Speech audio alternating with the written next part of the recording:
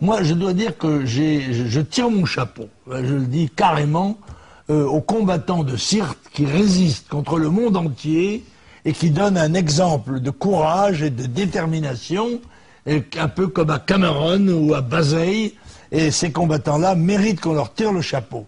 Mais la Libye est encore à peine détruite, on n'a pas encore fini de la détruire, que déjà les vautours sont arrivés pour essayer de faire des affaires.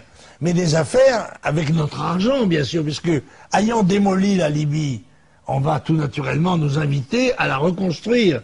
Mais bien sûr avec notre argent, pas avec le leur. Puisque d'abord, il n'y a plus d'industrie pétrolière pour quelques mois encore, sans doute, il n'y a plus de revenus en Libye. C'est donc, et c'est juste, les agresseurs qui devront payer malheureusement.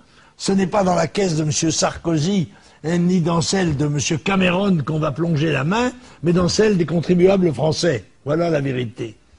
Alors, partant de là, d'ailleurs, en Syrie, des dizaines de milliers de personnes ont manifesté leur soutien dans les rues hier au président Bachar al-Assad. On est loin du renversement, hein. Oui, mais là, je crois que vous utilisez la technique mensongère de la propagande des médias français.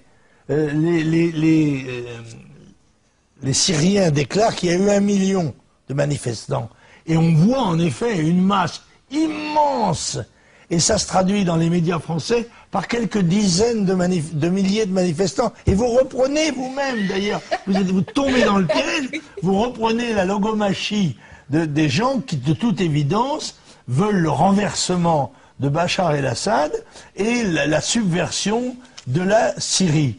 Or, moi, je dois dire que je ne partage pas ce point de vue, que je pense que le gouvernement syrien était légitimé dans sa lutte contre les bandes armées qui voulaient s'emparer du pouvoir, et que, avec l'appui d'ailleurs certainement des services spéciaux, secrets et autres de l'Occident dit démocratique, et je sais que c'est lui qui est le protecteur des chrétiens de toute cette région, et que si la Syrie tombait, et que si le dictateur, on veut bien le dire, qui a d'ailleurs fait toute une série de réformes qu'on lui demandait, et était renversé, eh bien à la suite de Ben Ali, à la suite de Moubarak, à la suite de Kadhafi, et de Saddam Hussein, tous ces leaders arabes qui étaient anti-islamistes, qui protégeaient les chrétiens, ont été renversés avec l'aide